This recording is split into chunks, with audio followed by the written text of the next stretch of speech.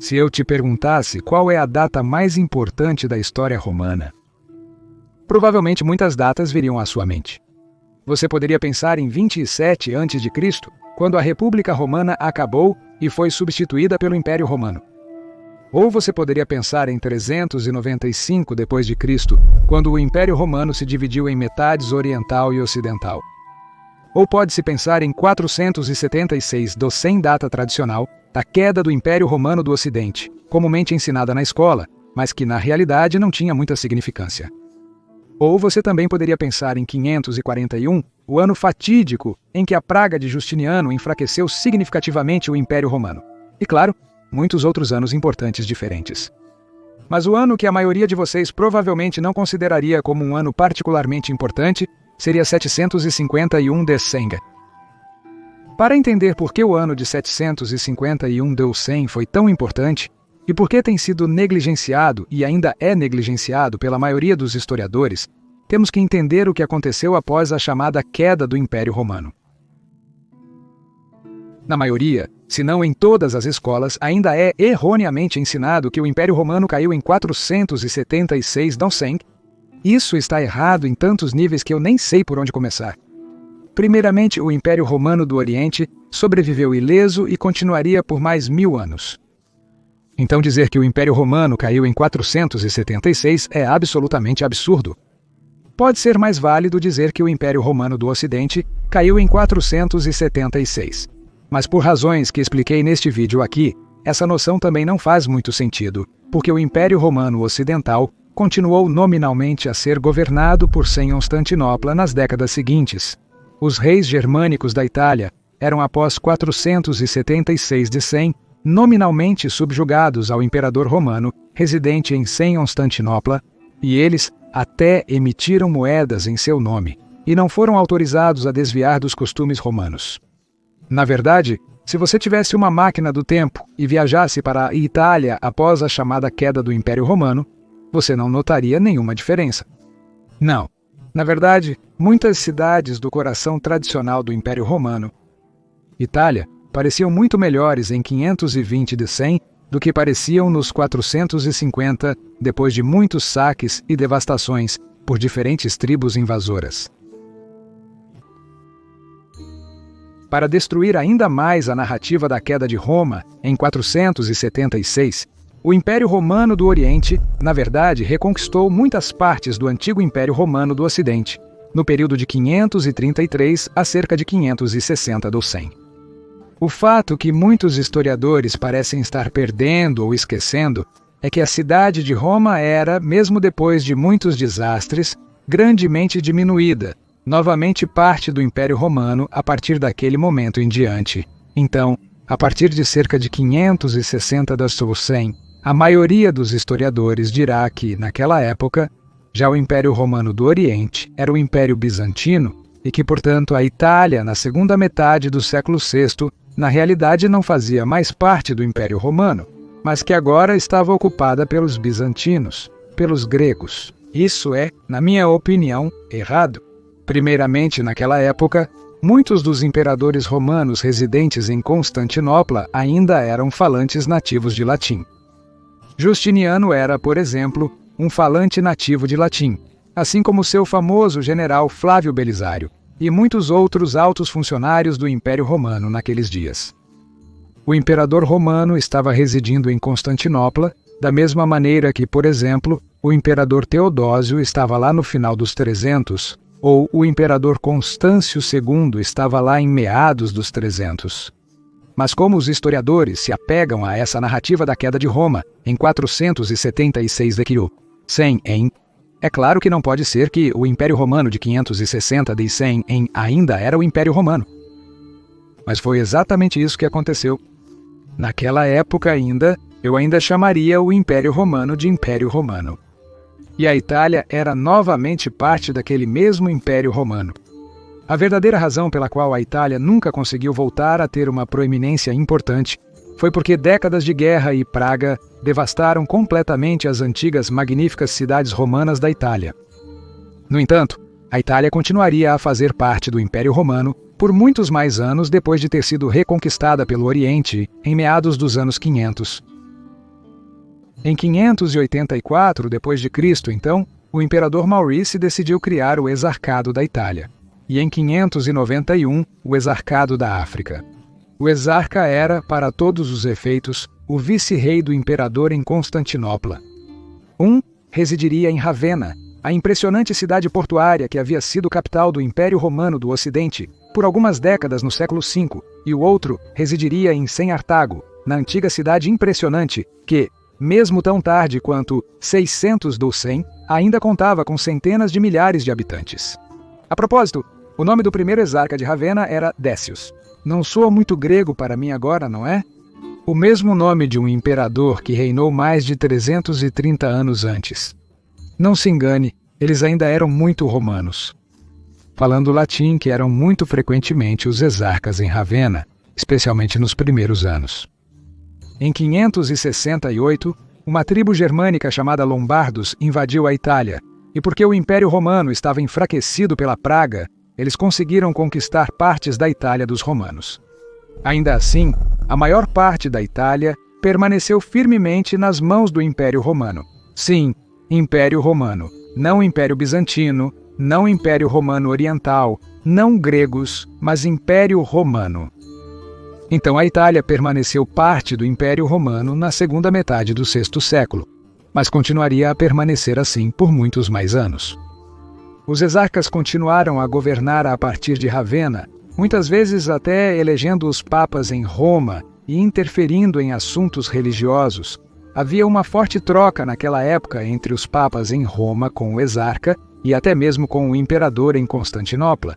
Havia grande atividade de troca entre Roma e Ravenna ao longo da Via Flamínia naqueles dias, razão pela qual esse corredor permaneceu firmemente nas mãos dos romanos. E os lombardos não conseguiram conquistar essa área por 2 séculos. Ravenna, naquela época, tinha grande importância e era uma cidade magnífica e próspera, continuando a usar o porto em classes para enviar e receber mercadorias de todo o Mediterrâneo, mas também de e para a própria Constantinopla. Em Roma, havia até um distrito governamental do exarca e grande atividade de construção de algumas igrejas bastante impressionantes. Se você tivesse caminhado por Ravenna no ano 600 de 100, teria pensado que a antiguidade nunca havia terminado. Havia grandes estátuas, ruas com colunatas, um palácio imperial, antigos arcos triunfais, banhos romanos e o antigo aqueduto ainda em funcionamento, tendo sido reparado várias vezes nos séculos anteriores. Os edifícios eram bem conservados e Ravenna, naquela época, rivalizava em importância com muitas outras grandes cidades do Império Romano, mesmo que nunca alcançasse o tamanho de Constantinopla ou Senartago. Ainda assim, detinha grande poder político. Com o exarca nos anos 600 havia até muitos usurpadores na Itália, sobre os quais falei neste vídeo, e que, curiosamente, você poderia, se quisesse, interpretar como os últimos imperadores romanos do Ocidente, porque eles eram usurpadores romanos do Ocidente, não muito diferentes do próprio Rômulus Augustus, porque eles também tentaram governar a Itália como imperadores romanos, contra o imperador em Constantinopla, bastante semelhante ao estado de coisas antes da divisão do Império em 395 d.C.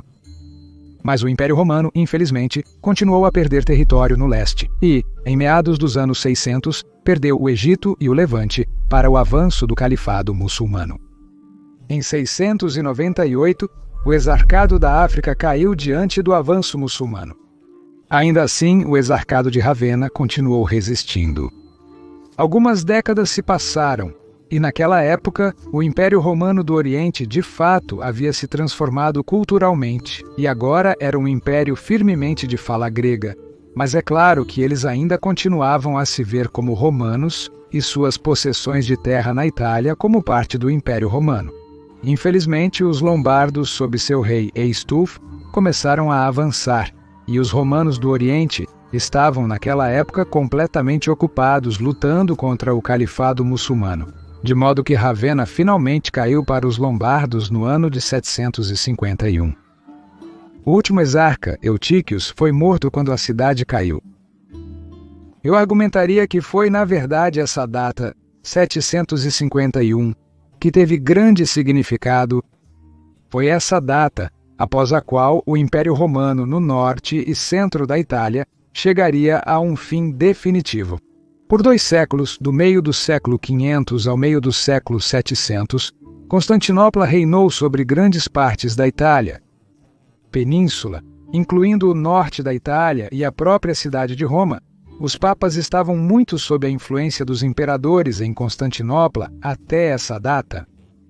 Foi apenas depois de 751 que os papas em Roma pediram a ajuda dos francos para proteger Roma e a Itália contra os lombardos avançando. Porque Constantinopla e o exarca falharam em proteger a Itália contra os lombardos, e por causa de questões religiosas, foi depois de 751 que Roma finalmente se afastaria de Constantinopla. Os francos mais tarde derrotaram os lombardos e Roma ficou sob proteção franca. Carlos Magno foi coroado imperador em Roma no ano 800. Foi então que nasceu a ideia de um Sacro Império Romano, um novo tipo de Império Germânico Ocidental, e que o Império Romano do Oriente agora seria visto apenas como os gregos, a fim de deslegitimar sua reivindicação sobre a Itália. Nos séculos seguintes, esse estranhamento cultural se tornou cada vez mais enraizado, e assim, especialmente sob a influência dos sacros imperadores romanos germânicos do Ocidente, o Império Romano do Oriente foi então denunciado como o Império Grego. Pois só poderia haver um Império Romano, e o Ocidente veria o Sacro Império Romano como o sucessor do Império Romano. E foi a queda de Ravenna em 751, onde o antigo Império Romano realmente terminou, quando o domínio de Constantinopla sobre Ravenna e Roma chegaria a um fim definitivo. Sim, Constantinopla manteve possessões no sul da Itália por mais de 3 séculos, incrivelmente. Mas naquela época, a influência cultural dos francos havia firmemente estabelecido os romanos do leste como os gregos.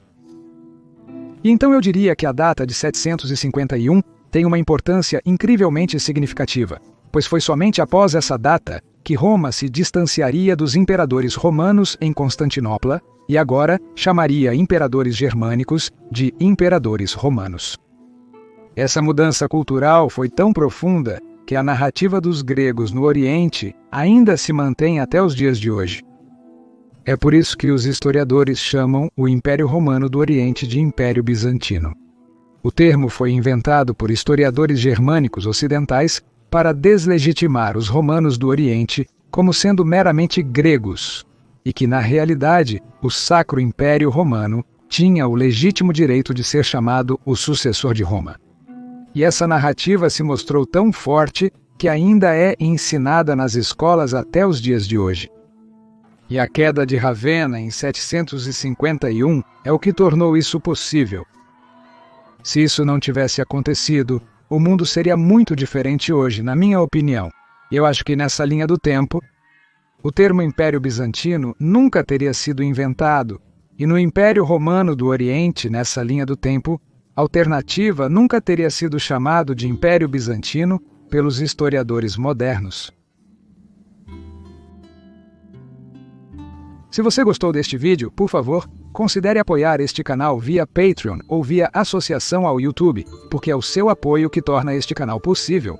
Você teria minha mais profunda gratidão. Quero agradecer a todos que apoiam o Maiorianos. Vocês são incríveis. Obrigado. E se você quiser aprender mais sobre a fascinante cidade de Ravenna, você pode assistir a este vídeo no canto superior direito. Mas se você quiser aprender mais sobre a cidade de Roma após 560 d.C., você pode assistir ao outro vídeo no canto inferior direito. Agradeço novamente aos amigos da História Romana, Gratias Tibiago e Beni Valetia.